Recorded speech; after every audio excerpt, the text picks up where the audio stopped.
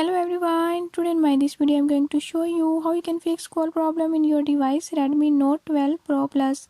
In this device Redmi Note 12 Pro Plus, if your incoming or outgoing call is not working, by this method I'll show you how you can fix it. Before move to the video, if you are new to my channel, don't forget to subscribe and press bell icon. Watch complete video and learn how you can fix it. Let's watch.